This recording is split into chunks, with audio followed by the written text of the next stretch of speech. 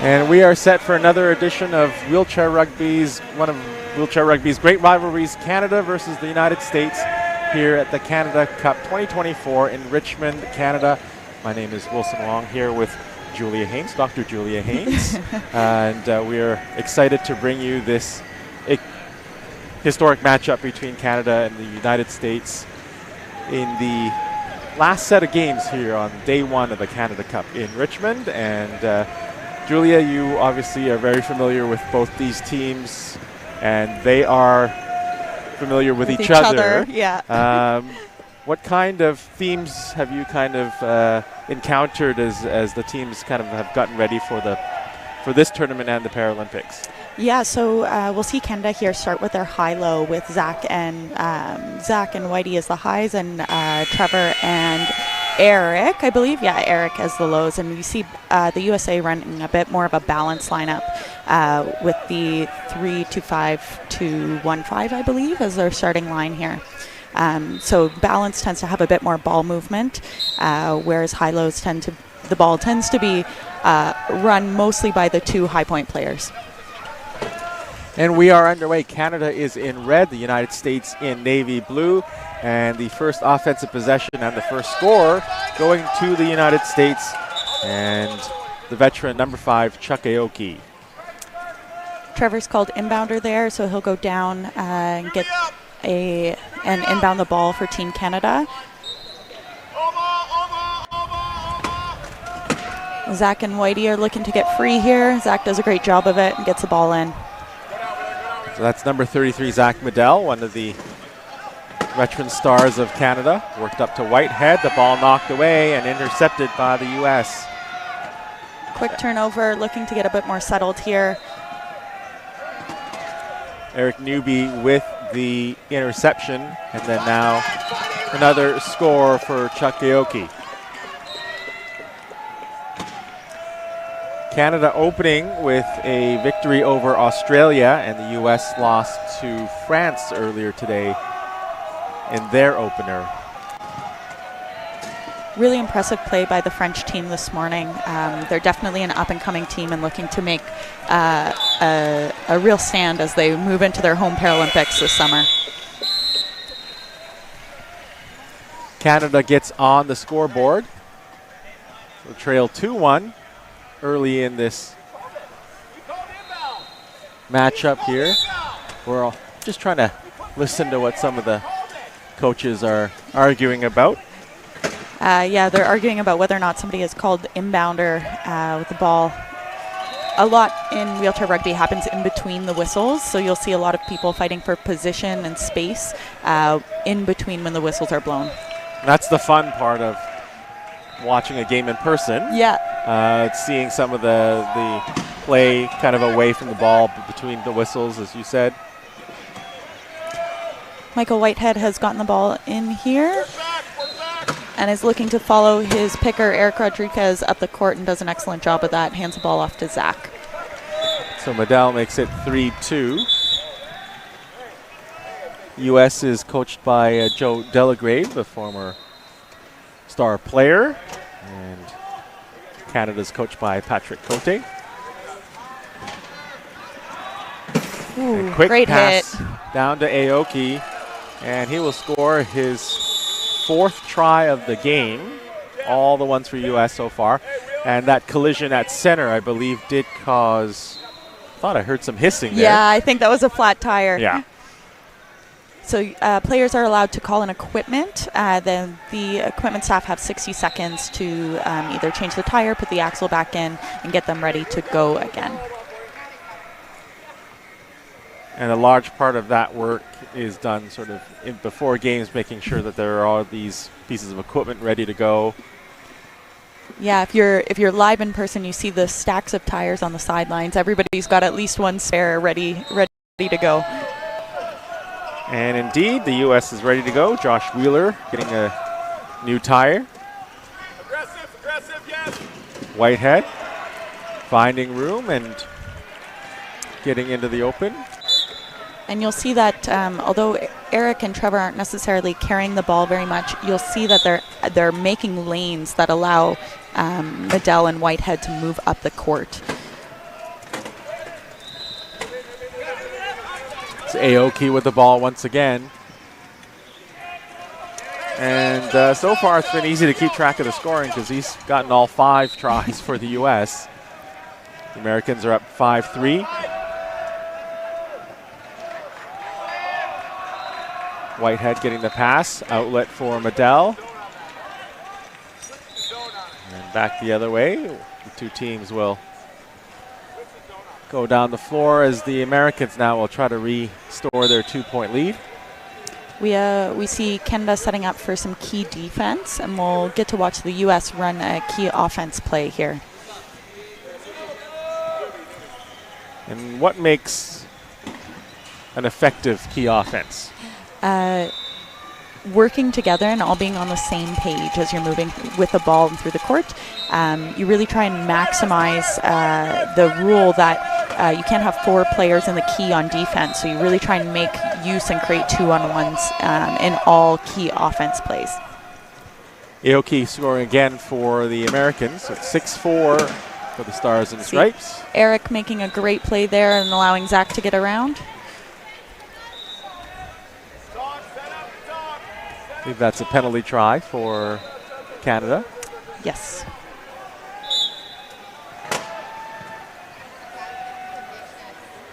See Butler there setting a screen for Josh Wheeler to get the ball in.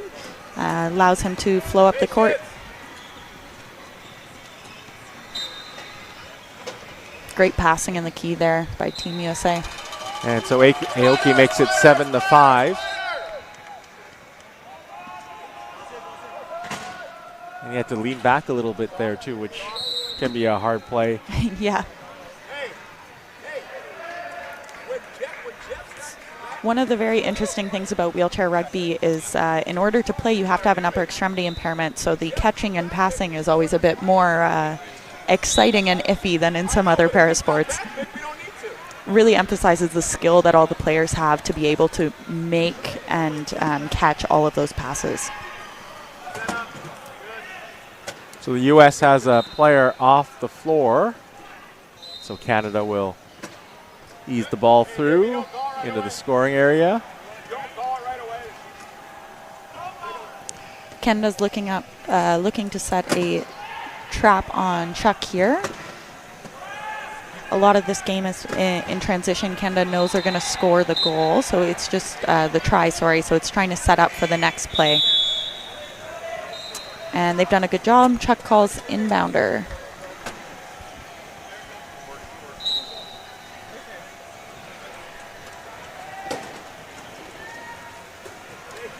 And it's Wheeler with the ball. Getting towards center. And great moves there. Avoiding the check from Whitehead, and then a pass down to Aoki for try number 8. Wheeler and Aoki seem to be really in sync today. Their passing has been wonderful. And defensively, they've forced Canada to take a timeout. Yep. Good call by Trevor. Better to call the timeout, regroup, and inbound the ball when it's safe to do so, as opposed to risking a turnover. Especially with a 2-point deficit already early in this game. Yeah. We see subs from both teams, so Canada puts on their more balanced line with the 3-5-2-2.5. We'll see Anthony Letourneau and Caldwell come on. The U.S. has put on O'Neill, Aoki's still on there, and then Butler's still on, and Brackett, I believe that's Brackett, 21. yeah, Clayton Brackett has also popped on here for Team USA. And Canada able to score on that possession, trailing now by just 1.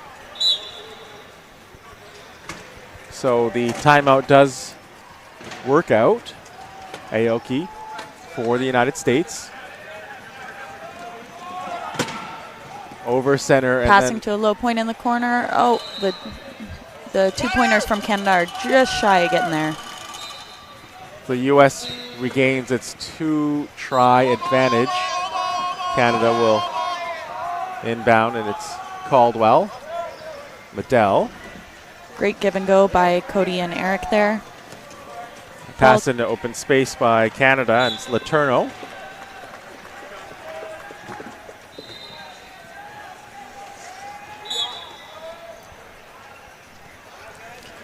O'Neill for the USA, wearing number 15. See a great move there by Chuck to go down and switch spots with Clayton Brackett on the screen, which confuses, well, not confuses, but disrupts Canada's planned defense there.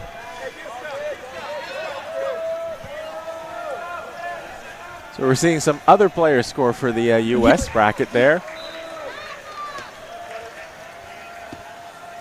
And again, we'll see Canada run a key play here. The U.S. tends to have really excellent key defense, so this will be a good test of Canada's plays. Ball to Cody in the corner. Beautiful.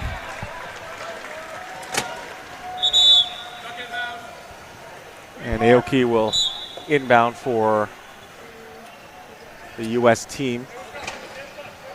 Brackett approaching the center court line. 2-on-2. Brackett takes one bounce, then curls back towards center. Aoki.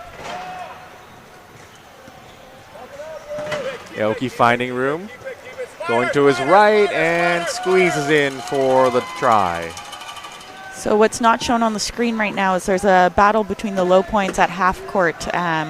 The U.S. has worked really hard to try and get Eric in transition. Again, is a really good defensive strategy because although the low points are not necessarily handling the ball, they facilitate getting the ball in, especially when you have a high pointer on the court. And for those of you who may not know the sport, some of the defensive-minded players will have a different type of chair versus some of the offensive-minded players. Correct. So those are our low pointers typically. So people with the picking chairs, those little baskets on the front, helps equalize some of the speed differences from people with higher point and higher function compared to those with less. So a timeout called by Canada. They will regroup here, down by a score of 11-9 as we approach the final 3 minutes and 17 seconds of the opening period. Yeah, and that was the U.S. did a really good job there to grab Eric in transition, making the inbound really difficult and forcing Canada to take that timeout. So great defensive play there by the U.S. Pass into the open area on the offensive end, and Medell able to wheel onto the ball and get another try for Canada.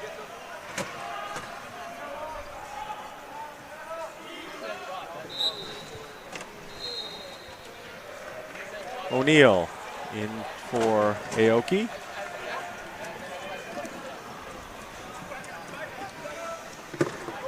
Looking down the floor, seeing what kind of space he has to work with, and he goes left towards the cone there, and has to come back towards center. Yeah, great defense by Canada there. They're all back setting up for a key defensive play right now. You hear the U.S. bench counting down the possession clock. And it's Brackett who was able to catch the pass and back over the line. 12-10 USA.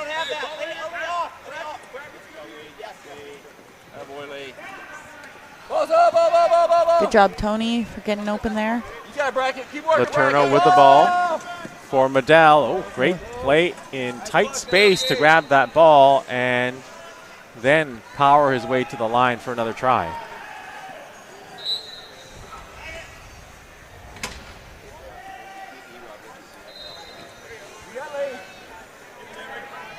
Great inbound there as Brackett works his way up the court.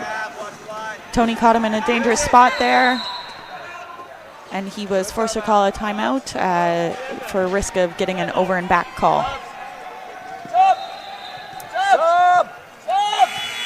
We're getting some subs here from the U.S. team.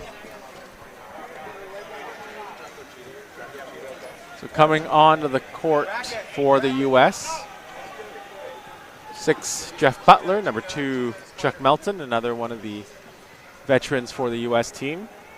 Also on the court are Aoki and Wheeler. And for Canada, there's Medell, Letourneau, Caldwell, and I believe that is over on the far side.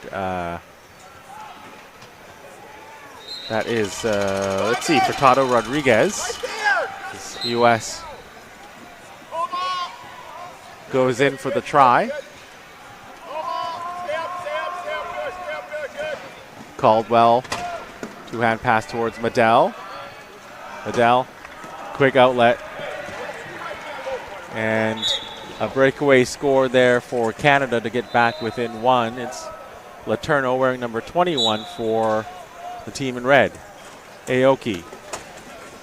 Oh, nearly caught in the backcourt. And reach called on Cody Caldwell there. So he'll have to go off. The Americans will look to score and then maybe set up their defense. It'll be interesting to see if the U.S. choose to try and trap the box here.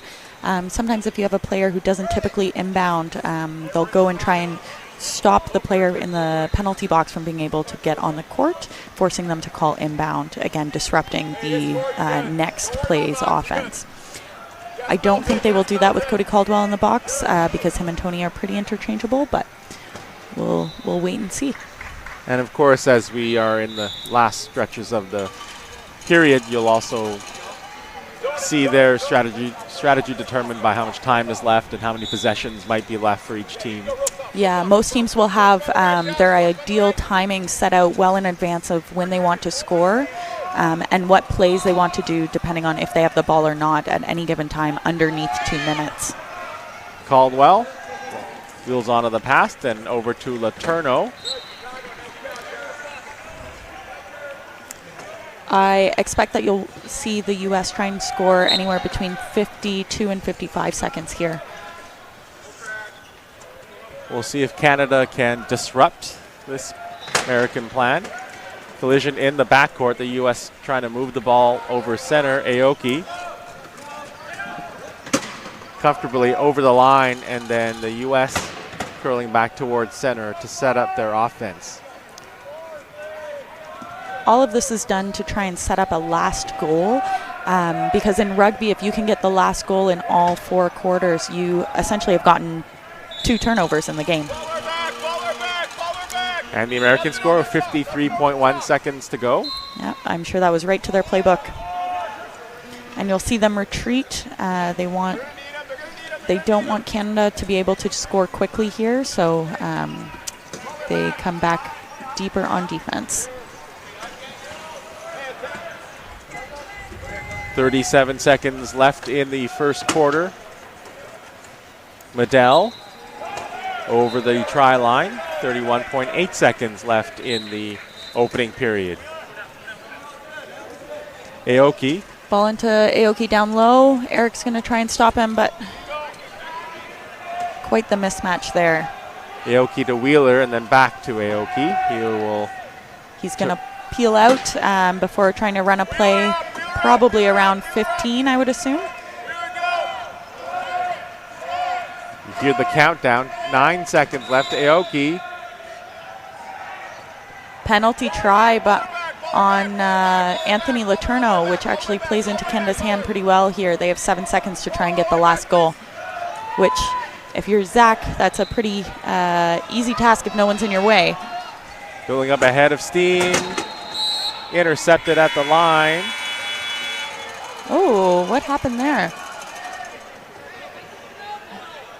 So I think Canada was hoping that would be a penalty goal, given that Zach was heading towards the line and the American player went out. But it seems that the official here has called it a penalty. So there will maybe be a point something of a second left on the clock. 1 second, there we go. We got 1 second left on the clock. So we'll see Canada try and set up to essentially grab the ball and score right away. Excellent job. Great pass from Anthony Letourneau to Cody Caldwell there.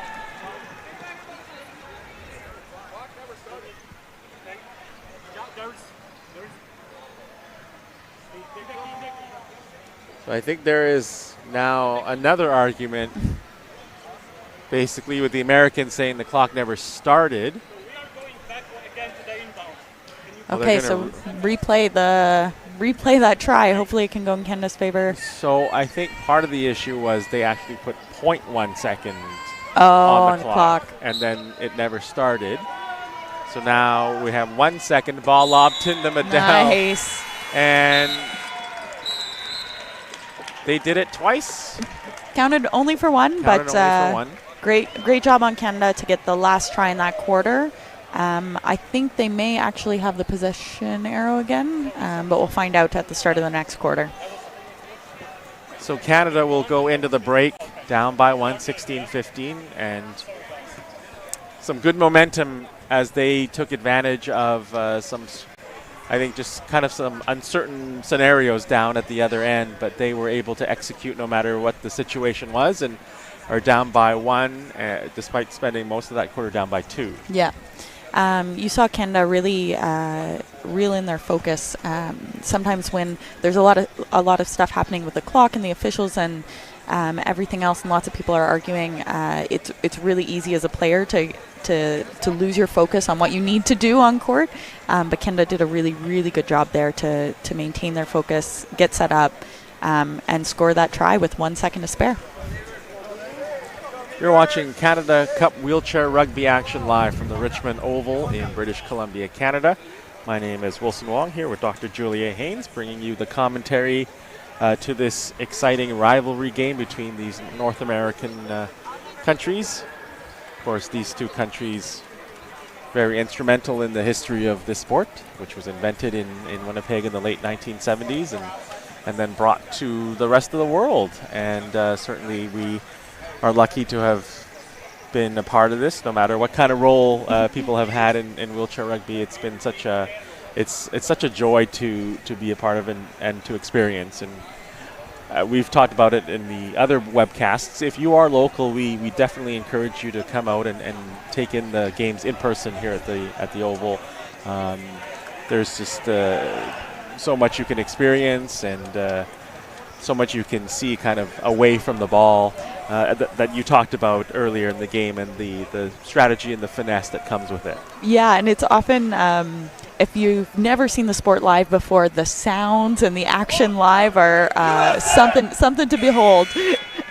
I think even if you're sitting as the teams are warming up before a game, you're sitting there, and then all of a sudden just this huge collision between teammates will certainly wake you up, and then when the intensity gets turned up in the game, it really is an experience. Or maybe it's when a tire dramatically goes, hisses.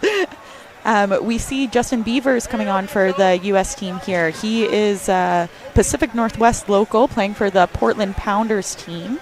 The Portland Pounders have imported a number of Canadians in recent years, including Zach Medell.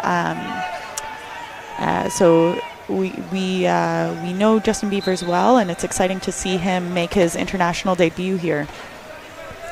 Wearing number 22, a 3.5 point player. So you would expect him to have a pretty big impact on both ends of the floor here. Correct, and you'll see from him he's extremely fast and is able to turn and manipulate his chair with such ease. It's really impressive to watch. Canada.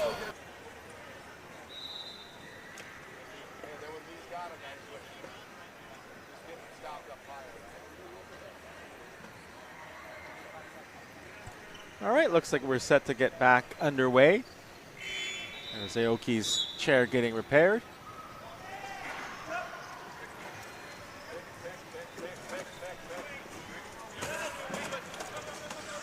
Aoki trying to traverse his way through, but he loses possession on that tipped pass.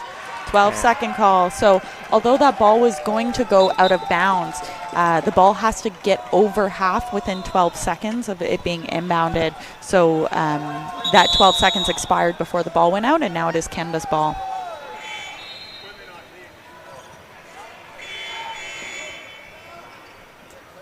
Sounds like there may be another equipment call. But with some of these rules, I think even for fans that are maybe new to the sport, a lot of it is very easy to understand. If they know basketball, I think there's a lot of rules that they would understand. Certainly with that last one, the backcourt violation. not having all the defenders in the key. Yeah. Lots of similarities to basketball for sure. And a lot of our players in wheelchair rugby actually made the start of their careers in wheelchair basketball. Zach is a great example of that. He has continued to play both sports. And for Canada, that was Caldwell scoring. I guess I should ask you, how did your journey start in this sport? Yeah, so I was actually volunteering. I was playing basketball at the time and was volunteering at one of the nationals, and a player spotted me and asked me to come out and play wheelchair rugby. I was fortunate to have a coach, Pico Dagenet, one of the co-captains of Team Canada when I first started.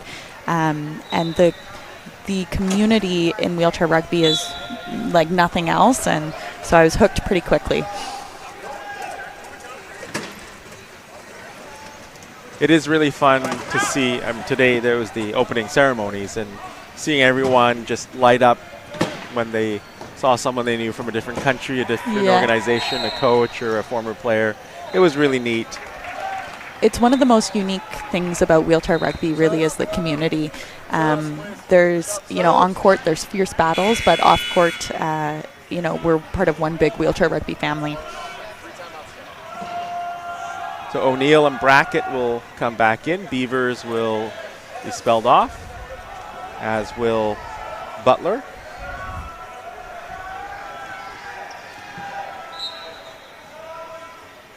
Canada now ahead 18-17. The Americans trying to regain some momentum here. Aoki. And we see Cody Caldwell in the box here.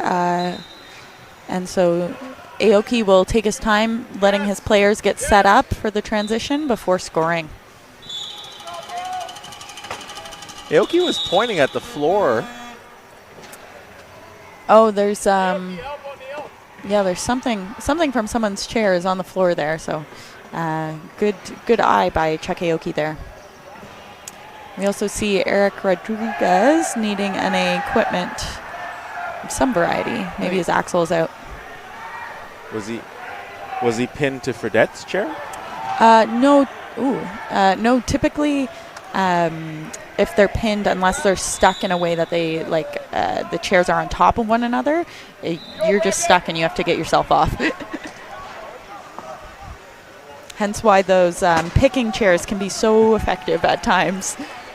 Caldwell finds Medell, and he takes a collision, but is able to score. Canada back up by a couple here. Or back up by one, 19-18. Yeah, this has been a big swing for Canada in this quarter. O'Neill ties the game at 19 tries apiece.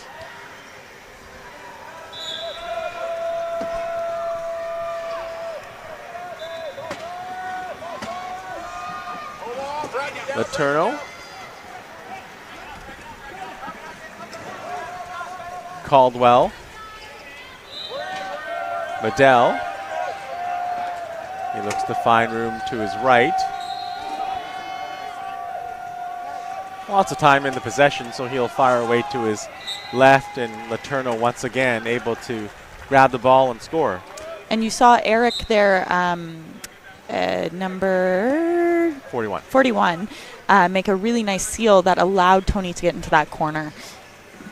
The low pointers in this game are really, they make a world of difference and really facilitate the ball's flow up the court even when they're not touching it. Brackett pinned near the center court line and the sideline over to Aoki.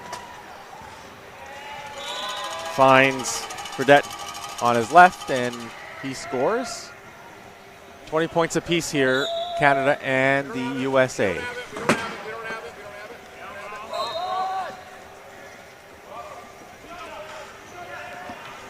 Cody Medell quickly advances the ball up to Medell. Letourneau. Slow down and some safety over half.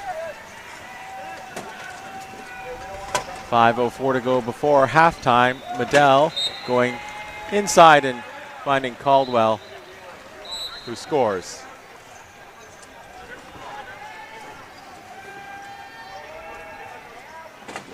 Ball in Aoki, and everyone on this half of center as Aoki runs into Medell, but fires a pass down to Brackett before that, and Brackett will score.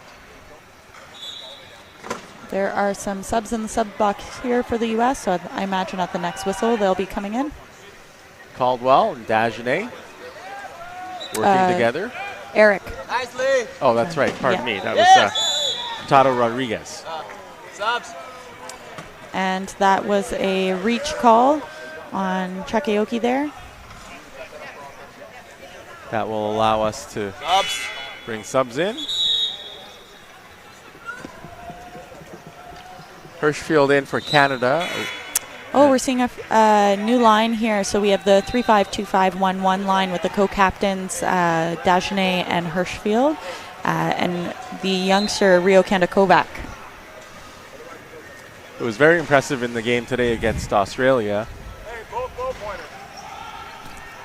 As Medell able to score. The U.S. will have Aoki inbound. Rio's been playing exceptionally well in recent years, and the combination of Hirschfield, Medell, and Dagenet is an experienced trio. So I know their Team Canada's excited about how quickly Rio's really progressed. Reset. Reset. Aoki into the corner. Canada with its key defense. 13 on the clock. Pass down to Newby is successful, and he takes the ball over the line for the score.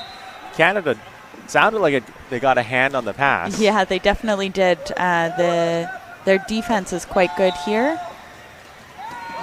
And we see Rio uses speed to get the ball, and great vision from Zach in the corner to get the ball out to Rio there. So Kovac gets on the scoreboard, puts Canada ahead 23 tries to 22.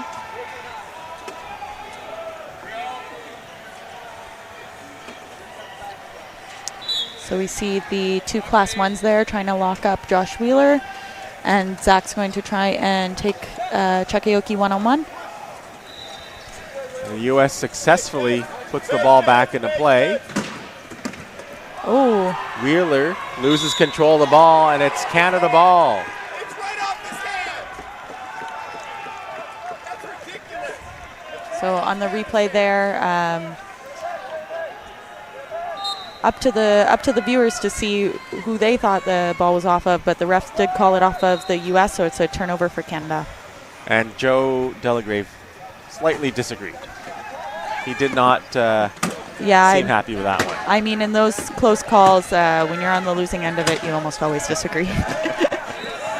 Kovac at center, nearly knocked back over the center line, but they called timeout. Yeah, great use of the timeout there by Rio. Often in wheelchair rugby, when there's one turnover, you'll see another turnover immediately afterwards. That's in large part because when you're set up for offense, you often, or when you're set up for defense, you're often trying to squish the other team together, and on offense, you're always looking for space. So it was a good call to not waste that turnover.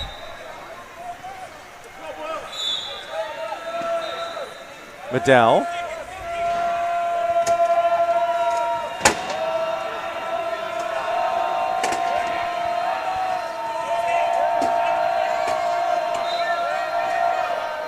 Over on the right side and able to score.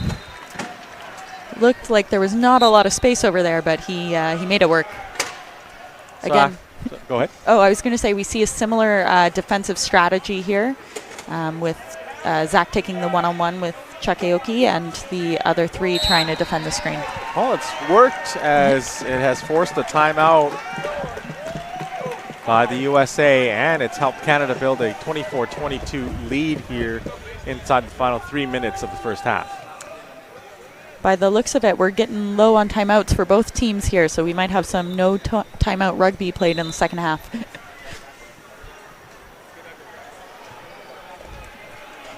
You're watching the Canada Cup Wheelchair Rugby Tournament live from the Richmond Oval in British Columbia, Canada, on CBC Sports and the BC Wheelchair Sports Association YouTube channel.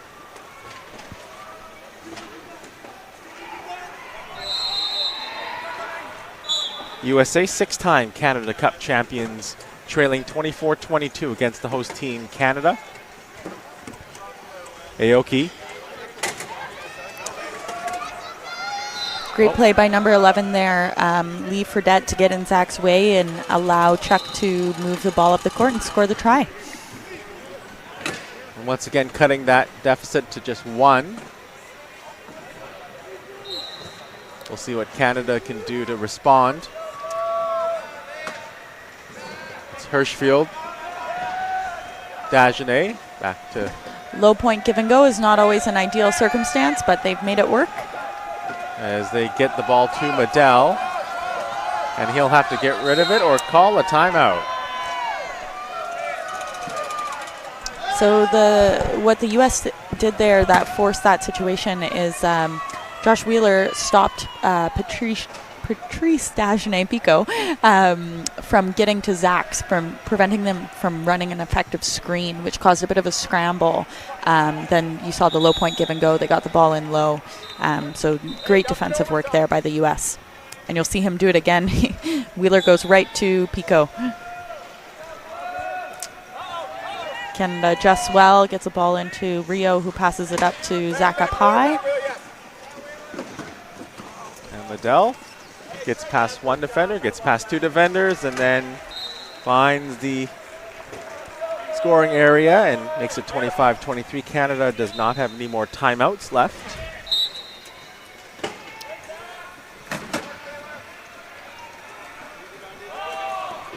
Ball back into play, it's Wheeler, double teamed.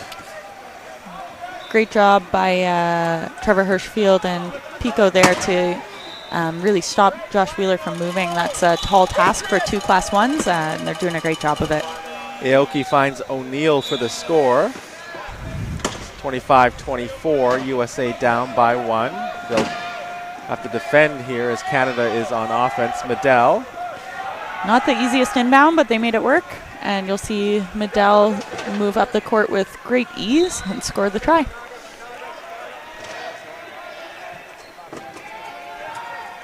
Then Canada trying to set up defensively to prevent the U.S. score. You're good, Wheels. Yeah, good patience. Kovac. Oh, ball off the USA, so Zach will prevent them from grabbing it, and turnover for Canada. Pass intended for O'Neill, and it was just off his chair. See subs coming in, Melton and Butler for the U.S. to see if they can make a bit of a difference here for them. Similar defensive strategies, though. The U.S. plays typically just a balanced lineup for most of their plays. It's Kovac getting the pass from Medell.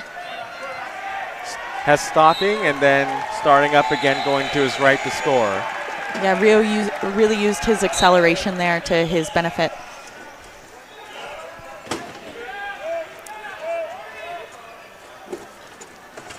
Again, you see Butler blocking Zach's path there, trying to allow Chuck to push up the court. Oh, and it's a timeout call forced by Canada. U.S. frustrated maybe with some non-calls.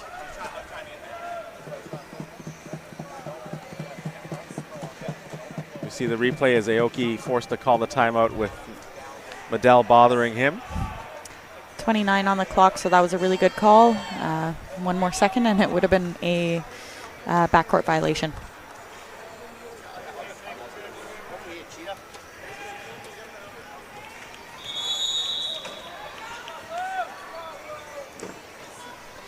And it looks like it's halftime over on the other court. And it looks like it's Australia leading France 27-24 at the half. Quick pass down to Aoki, and it's a try for Chuck.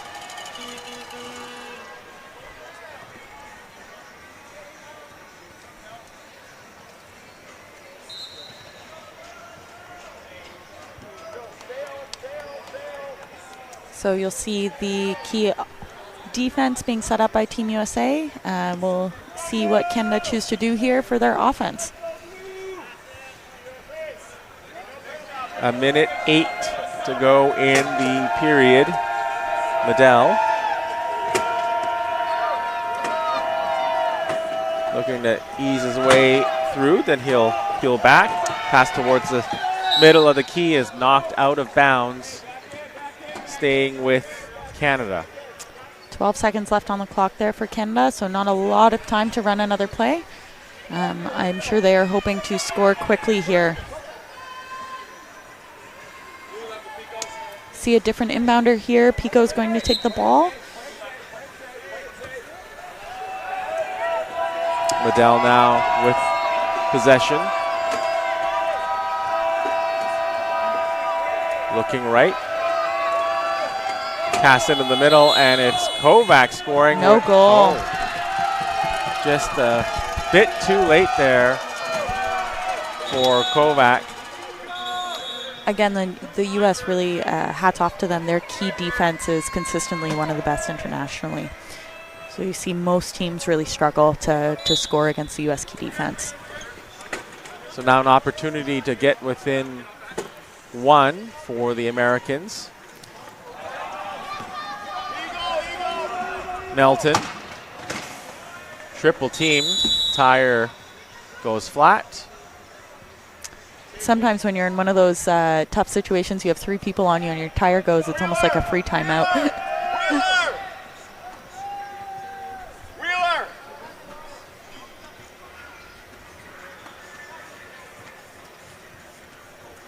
One gyre, just one gyre. One gyre.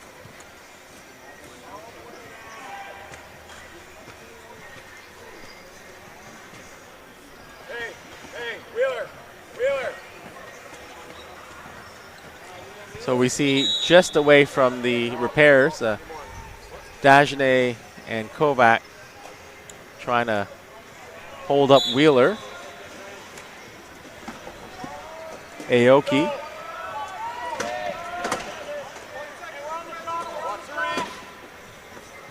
On the shot clock.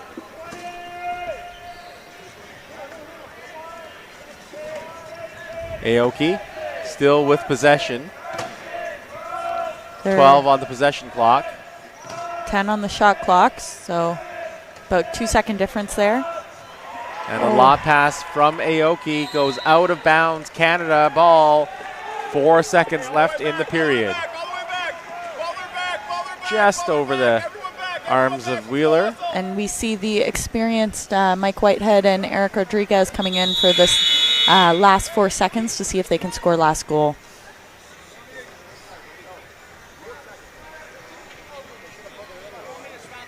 You'll often see Canada sub this combination in. Liddell, pass down to the end line, goes off the cone, and that will be it for the first half. Yeah, he was hoping that Mike would have made it in, and then it would have been a perfect pass to the cone and score.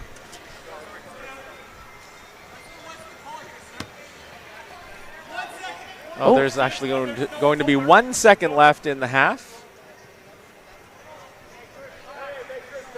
So the high fives will have to come just a little bit later.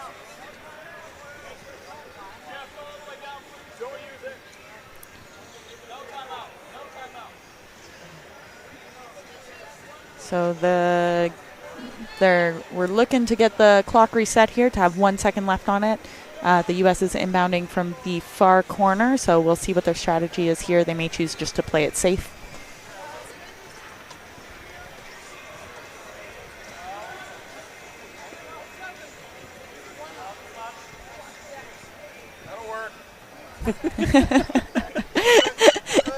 Lots of volunteers here, including some volunteer timekeepers, and the U.S. coach was hoping to get some advantage out of that, but no luck. It's supposed to be 1.8 seconds on the clock as Aoki heaves the ball down to the end line, and that will be it for the first half. The clock had momentarily 18 seconds on the clock, in which Joe Delagrave was just said, "Oh, we'll take that." Yeah. Well, happily, I'm sure a few of the calls have not gone his way, so he was maybe hoping to get that one, but no luck. His team will need to regroup and come back from a 2-point deficit here at the half here at the Canada Cup Wheelchair Rugby Tournament in Richmond, BC. Canada ahead 27-25. We'll be back in about 9 minutes with second half action here from the Richmond Oval.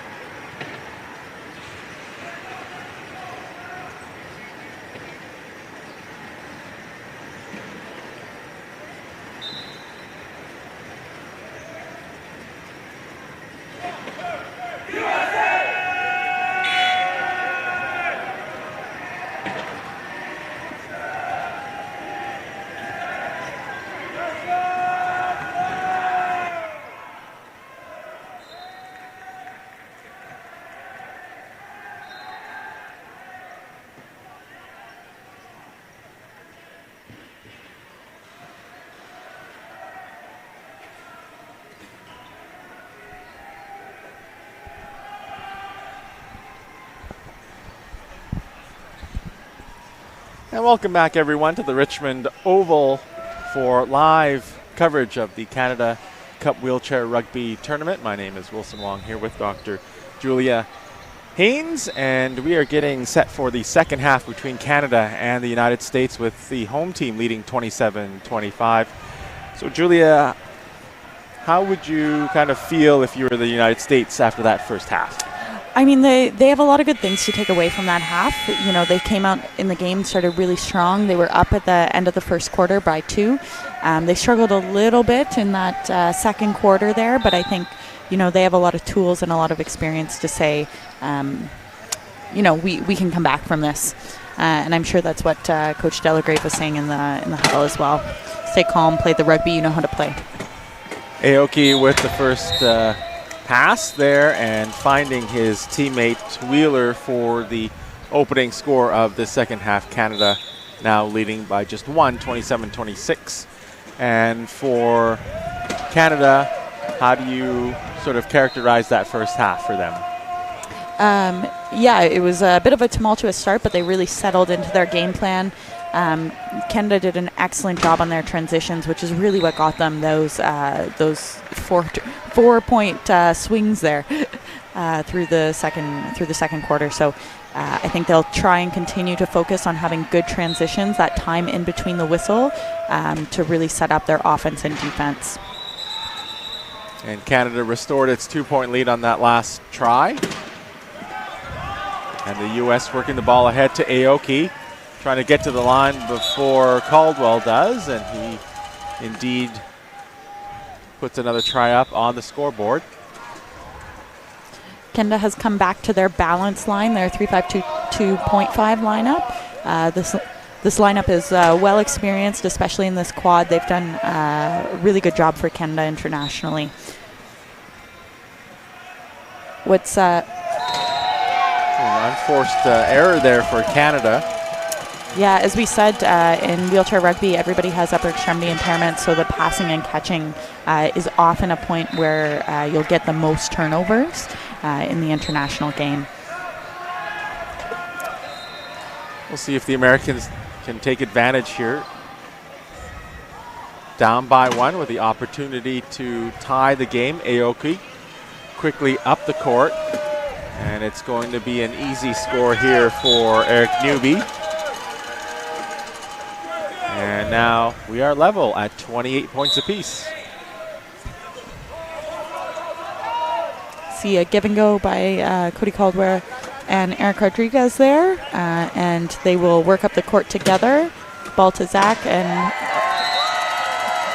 a little bit hot on that pass, so Canada's probably looking to settle down a little bit here. They don't have any timeouts left, so that may be affecting the gameplay as well. And Medell certainly had a player roaring towards him as he was looking at the pass, so could have been a factor as well. So the U.S. forcing 2 turnovers in a row, and now have the opportunity to take the lead.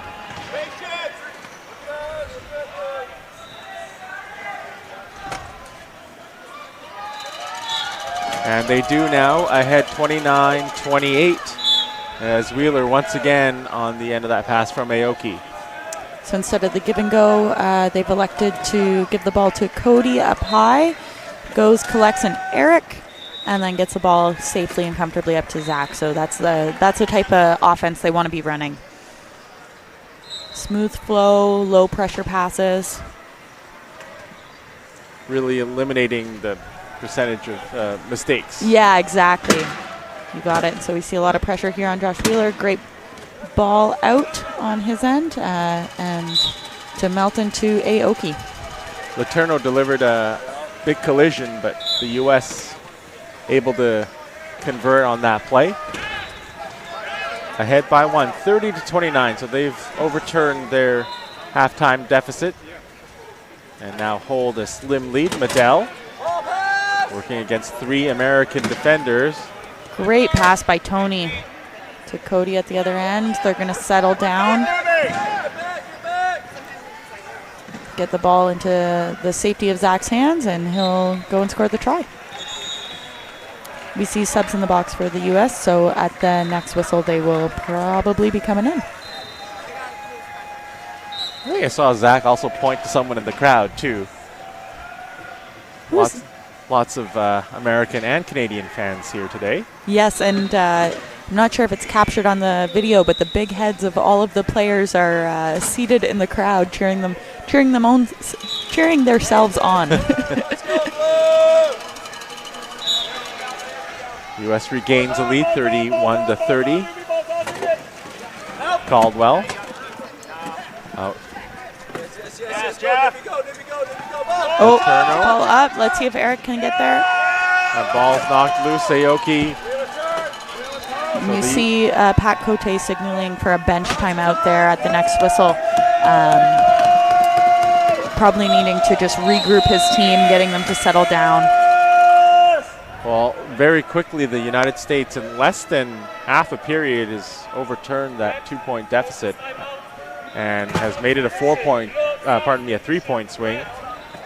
Yeah, so, in international rugby, you don't often see this many turnovers in a game, but the times when fans will see the most turnovers is when there's these mismatches that happen. So off the inbound, there's always a mismatch because you have 3 players on the court versus 4 on defense. And then when they take out a player and as you're advancing up, you'll see some mismatches, and that's where you'll see a lot of turnovers as well. So indeed, it is a 4-point swing, 32-30 now for U.S.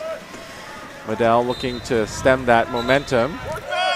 Canada has put back on their 3-5, 2-5, 1-1 lineup with their experienced Class 1s. See what they can do here. And we have some new players from the U.S. as well. So Andrew is one of the new players on the floor. He's a 1-pointer. He's a 1.5, I believe. His updated classification is on the back of his chair. That's a very helpful thing that they've started doing in recent years, is putting everyone's classifications on the back of the chair. It makes it a bit more spectator-friendly and helps people understand. So you're allowed 8 points on the court at any given time. And when you have a female on the court, you're actually allowed 8.5. And you get an extra half point for each female there. So the U.S. is missing one of their key players today, Sarah Adam, who has done a wonderful job for them and is a Class 2.5 player. And now a held ball on the far sideline. Possession staying with Canada. I believe there'll also be a equipment timeout. That was, I think, Zach and the other Canadian team members thought that was maybe a bit of a quick call for a held ball and maybe should have been called a reach. But again, can't change the officials' minds,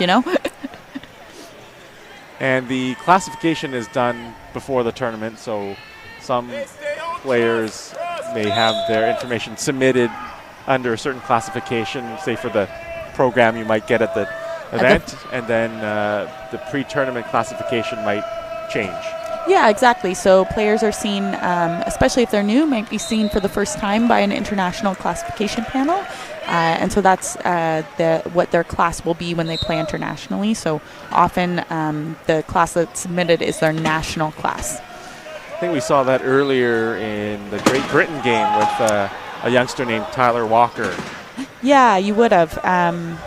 There's not always a ton of classification opportunities. It's a bit of a, it requires a lot of personnel, a lot of people.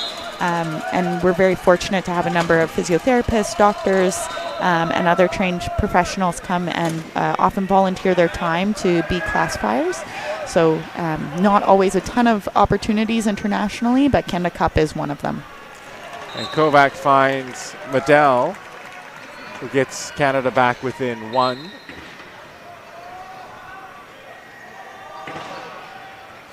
Oh, Pico got a hand on that there. But good job on Josh Wheeler to reel it in. Now Aoki looking to take advantage for the United States. This lineup seems to be a better matchup for the Canadian or for the American lineup that's out here right now. Last score going to Wheeler on the try. Medell Getting past two American defenders over center. Wheeling to his right and finding the right space and getting another try on the board.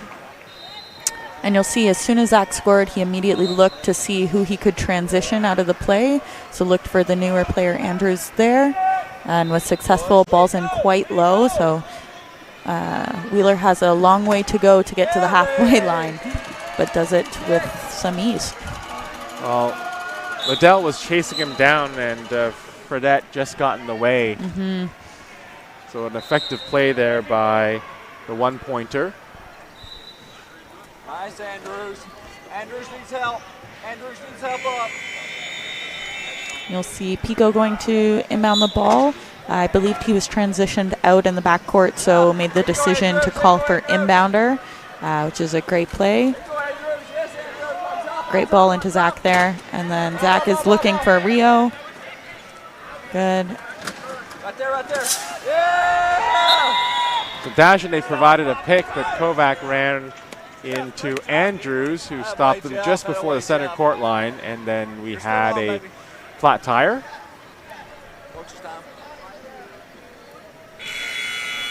And now coach's timeout for the USA.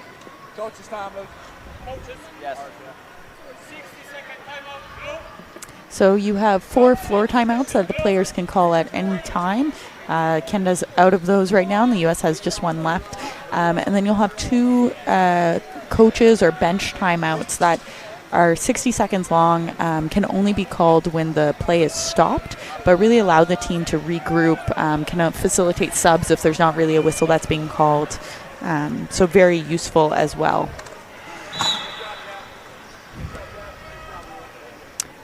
You'll have seen maybe on the screen Rio was putting his hands up as someone rolled by him. The rule in rugby is that you're not allowed to contact before the whistle. So before the ref blows his whistle, you're not allowed to make contact with other people's chairs. So I think that's what Rio is trying to draw something there. Well, he did get the try and close the gap between these two teams to 36-35. U.S. ahead. Aoki finding Newby. Newby is cut off at the goal line and forced to put the ball back towards center. Aoki.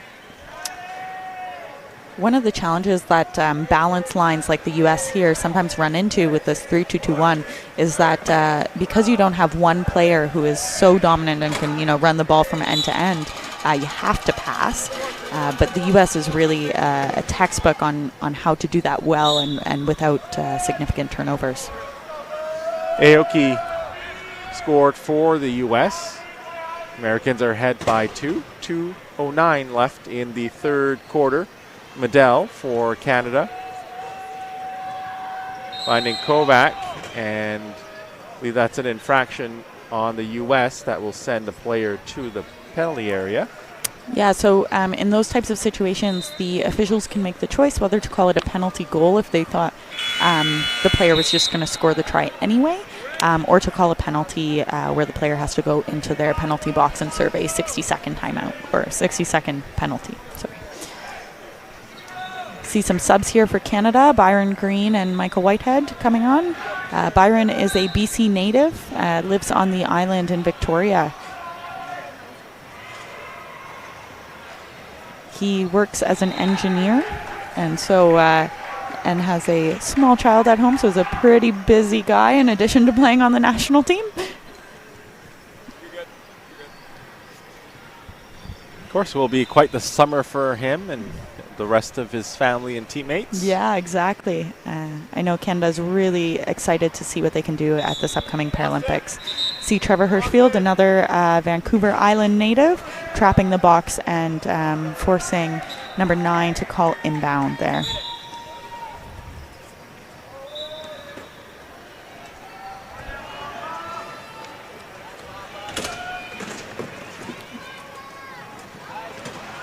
The U.S. gets the ball across center. Great job by the pickers there to slow everybody down, not allowing Chuck to go and grab that ball. So there on the replay, just the ball down the floor, and Aoki trying desperately to get to it, but he was caught up in the seconds before that. Couldn't get loose. And now Canada will have to put the ball back into play. It's knocked away. Oh, loose ball, loose ball. Oh, and Zach grabs it. Somehow wow. able to grab possession, and he will back his way across the line with the ball. And we now have a tie game. So an exciting last minute this will be for the Canada-US showdown here at Canada Cup. And of course, no matter what sport it is, it's easy to sell a game between these two teams. Yeah, exactly.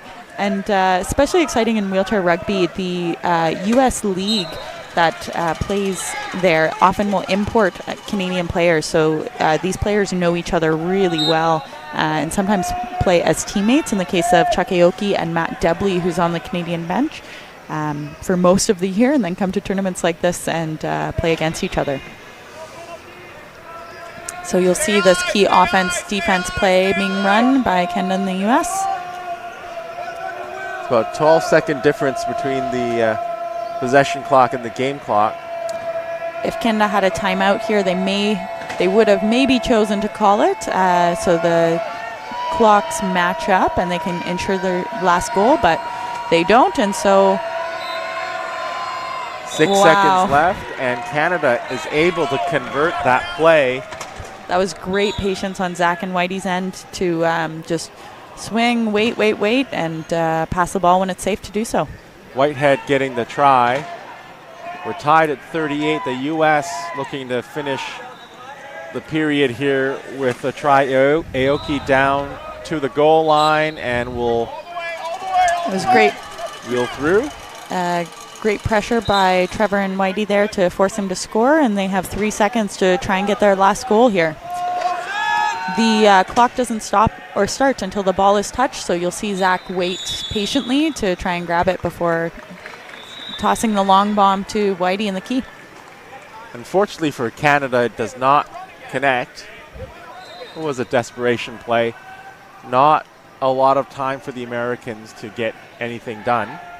0.6 seconds on the clock. Yeah, they'll do a safe inbound here.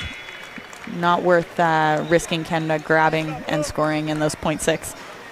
Especially when they had such a great third period. Yeah. This game has been a game of swings, that's for sure.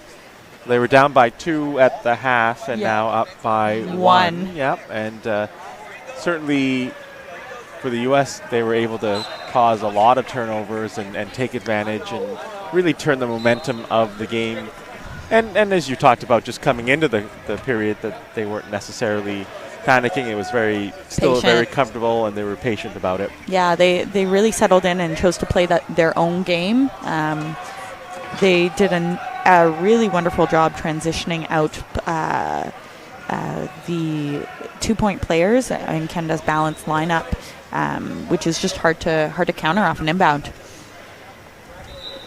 So we'll see what Canada can do to counter in this final quarter. Regardless, all of this is really good experience for these teams leading up to the Paris Paralympics. And teams will use this opportunity to experiment maybe with lineups and see what kind of effort the younger players can contribute to the lineup and to the games against the top level of competition. Yeah, exactly. We see a new player over on Canada's bench there, Joel Ewart. He is another BC local from Prince George. So Joel is hoping to make the Paralympic roster this summer as well. So hoping we get to see him play maybe in this game or in the coming ones. And just to give you a score update on the other side, it's a 1-point game, 43-42, favor Australia halfway through the final period. And we'll also take the opportunity here to thank the various sponsors and the people who've been helping put this tournament on and making this a possibility. Of course, it's hosted by BC Wheelchair Sports and Wheelchair Rugby Canada, sanctioned by World Wheelchair Rugby. Sponsors and supporters include the Government of Canada, the Government of British Columbia, the Richmond Olympic Oval, the host venue, Steamworks Brewing, Vesco, Richmond Sport Hosting, and Moulton, makers of the balls for these games.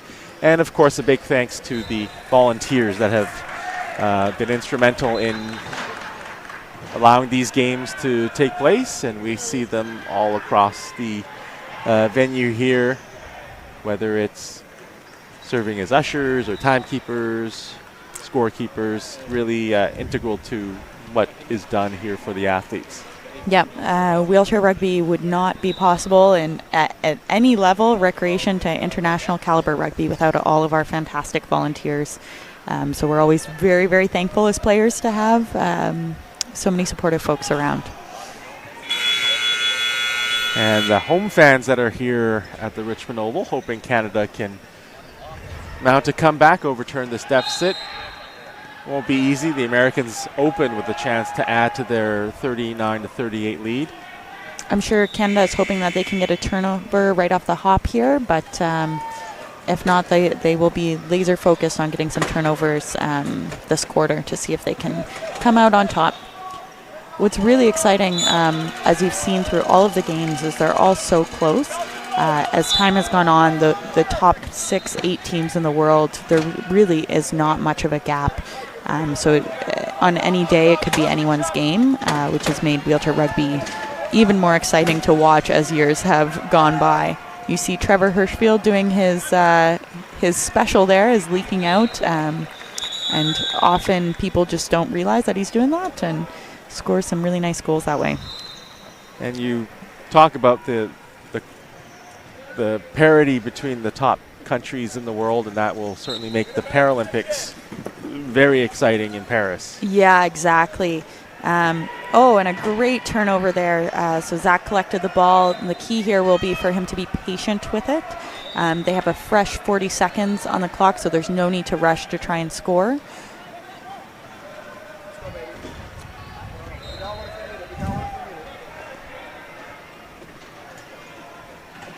.20 on the possession clock, and Liddell finds his way through for a try. One of the other rules that, again, internationally you don't see called very often because the players are pretty good at counting in their head, is you can't spend more than 10 seconds on offense in the opposing team's key. So similar to the 3 in the key rule in basketball. The USA getting a try there. 6:54 to go in the regulation in the fourth period here at the Richmond Oval. Canada trailing by 1. Looking to put the ball back into play.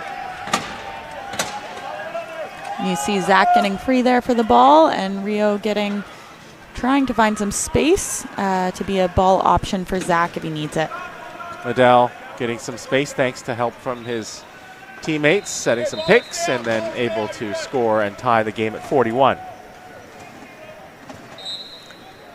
We talked about the Paralympics. They will run August 28th to September 8th in Paris, France, and all the Paralympic action you can find on CBC Sports. If you're not in Paris and going to the games yourself. Exactly. Oh, great job by Trevor Hirschfield to get a hand on that. Fortunately for the U.S., Wheeler was able to scoop it up, but really excellent play by Trevor and Pico there. But these are positive signs if you're Canada, right? Yes, definitely. Definitely. So you see Trevor and Pico trying to pick there. You have Rio. Oh, let's see if he can scoop it up. No, not quite. Ball is turned over. So again, big swing there where Canada almost gets the turnover, but gets scored on and then throws the ball out of bounds. Yeah, one of the things that the U.S. will look to do is really stop Zach's flow. Once Zach gets going, he is one of the, if not the fastest players in the world, and so they want to try and catch him in corners if you can, which is what they did there.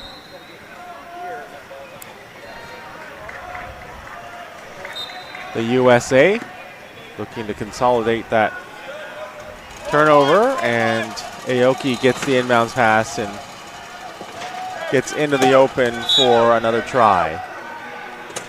So U.S. back up by 2:43, tries to 41. Exactly 6 minutes to go here in the fourth quarter.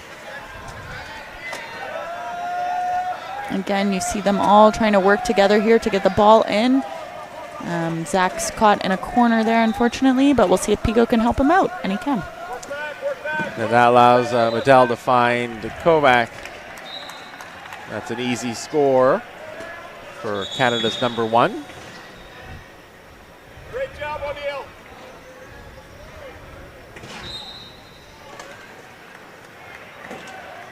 Rio Kenda Kovac is another player who has played in the U.S. He spent some time at the University of Arizona the past couple of years, and we've really seen a leap in his gameplay in that time.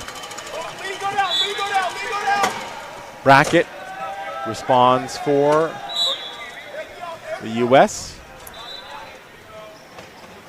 And Rio's able to use Pico to get the ball in. And he's thinking about following Trevor up, but sees Zach in open space. So easy, safe pass to Zach is always a good choice.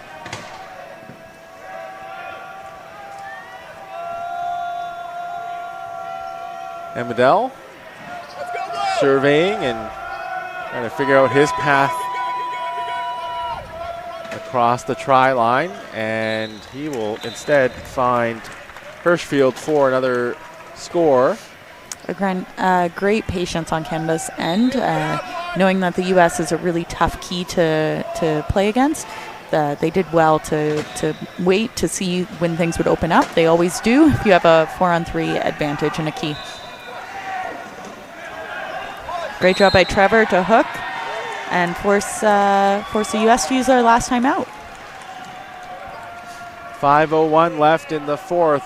The United States ahead 44-43, but they have been forced to take their final timeout. So we have about 5 minutes of no timeout rugby. So we'll see, I'm sure, lots of long passes when people get stuck. Yeah, you'll see some of the more entertaining plays of rugby, I'll say. So don't turn away here. You're watching live Canada Cup wheelchair rugby action here on CBC Sports and the BC Wheelchair Sports Association YouTube page.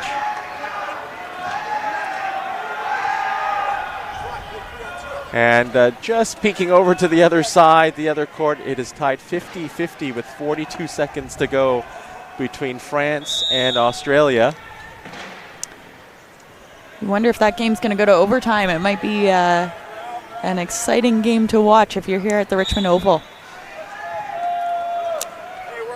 All four Americans getting set here as the ball is back into play. The ball is in the hands of Aoki, wearing number 5 in blue, being watched by Hirschfield. Aoki caught by Hirschfield, trying to power his way through. Aoki does so with 8 left on the possession clock. And it'll be important here for the Canadians to stay focused in their transition to make sure that they can get the ball in safely. It's Kovac. Medell. And Zach's going to look to push if he can. Again, no timeout, so... A long pass, but that one was always going to be dangerous as it led the receiver to the sideline. Yeah. And Hirschfield, even if he had caught it, it would have been all sorts of trouble. Yeah, he was pushing towards the sideline with pretty rapid speed, so unlikely to be able to grab it. If anything, what they were probably hoping was that it would bounce off of Clayton Brackett there. Aoki pass down to the end line, and it's another score for O'Neill. Not a bad idea by Zach, but yeah, you're hoping to not be in the situation where that's the kind of idea that you need, right? Yeah. Good patience by Rio there. There was maybe a slim chance that he could get the ball out, but he did well to turn back and wait. Canada down by 3. Medell. 13 seconds left on the shot clock here. Let's see. Great score by Medell. And 3:34 to go in the fourth quarter. Canada down 46-44.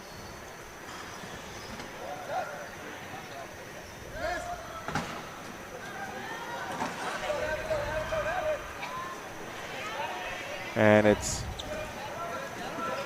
the USA with Aoki cut off there.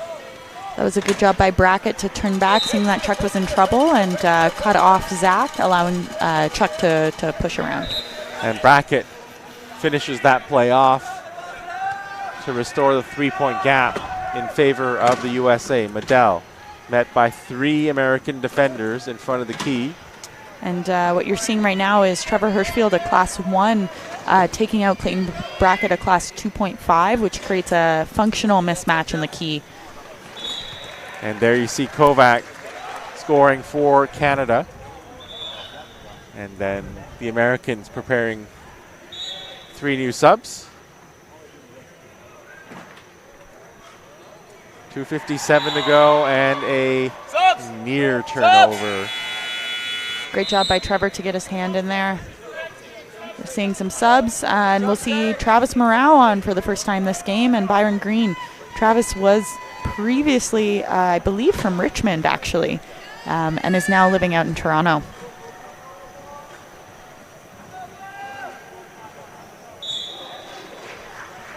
Very experienced player on the Canadian team as well.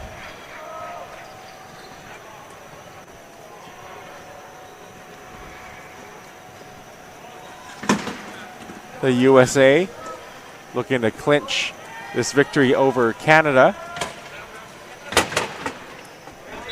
Melton fouled. Travis is not too happy with that call. He didn't think he touched Melton, but again, whatever the refs call is what the refs call, right? And the refs were right there, and yeah, no one ever wants to go to the penalty box, right? Yeah, exactly.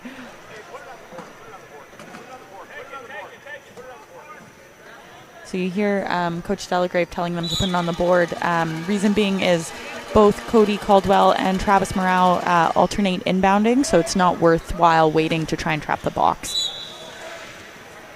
And it's going to be Morrow inbounding to Green. Yeah, great job by the two of them to get the ball in safely and get the ball into Zach's hands.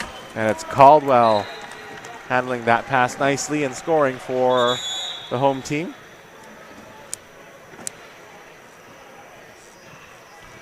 But Canada is running out of time. They will need to force a turnover soon and score.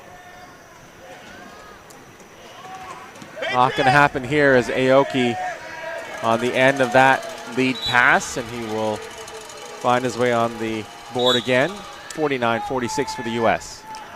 The U.S. does a really wonderful job finding their space and making those passes into someone in space, which tends to be much safer as a whole.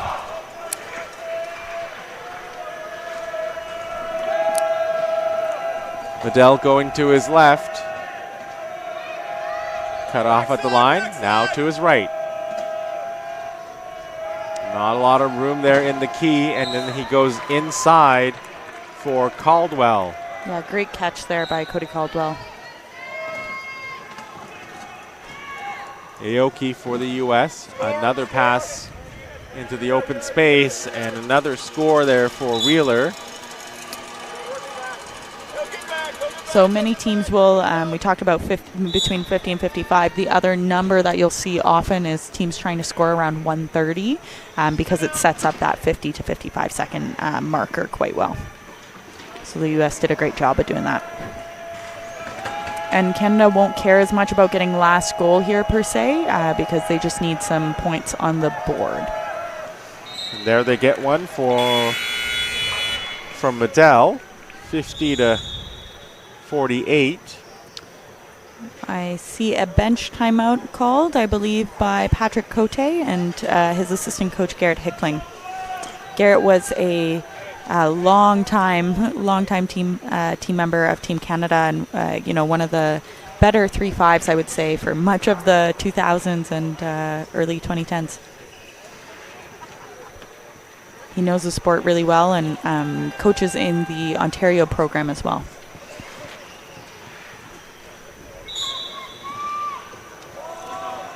A number of the players on the Canadian team, too, especially those who are from BC, were recruited and initially coached by Duncan Campbell, who's one of the founders of the sport. He worked at GF Strong Rehabilitation Centre for many, many years as a rec therapist and, was instrumental in getting a large number of the Canadian team playing. It is unusual not to see him here. I know. I'm sure he'll make his presence known at some point this weekend. And one of the nice things about having this tournament in Richmond is often some of the patients from GF Strong can come out and watch on the weekend. So that's also really nice to see. Oh, that was a great try there by Cody Caldwell to try and get a turnover, but fortunately no luck here.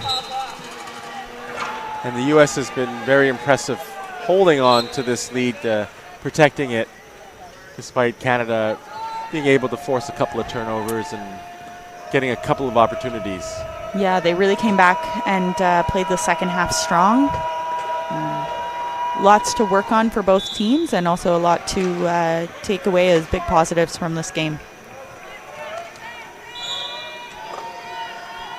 2-try difference, the U.S. ahead 52-50.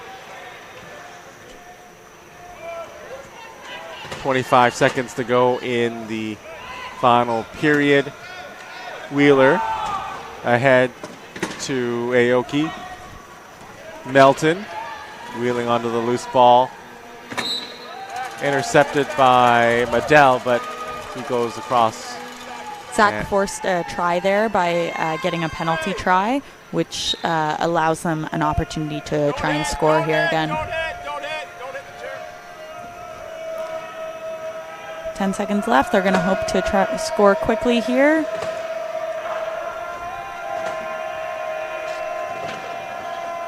Oh, great grab by Travis Morale there. And he scores as the buzzer sounds. Yeah, excellent job. Great playing by both teams. Again, lots of positives to take away for them both. 53-51, I believe, is going to be the final score.